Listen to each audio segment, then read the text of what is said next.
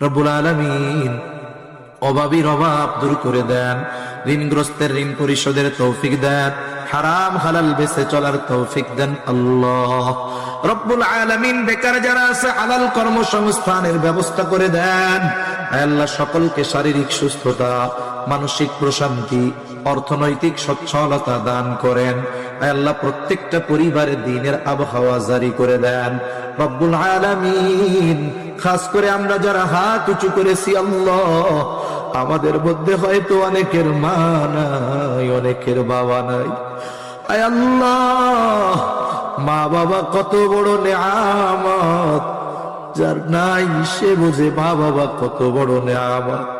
আয় আল্লাহ, দুনিয়ার অপর প্রান্তে আমেরিকার খবর মুহূর্তের ভিতরে পাওয়া যায়, দেখা যায়। 3 হাত মাটির নিচে ওই মোহাম্মতের মা বাবার কবরের খবর জানা যায়।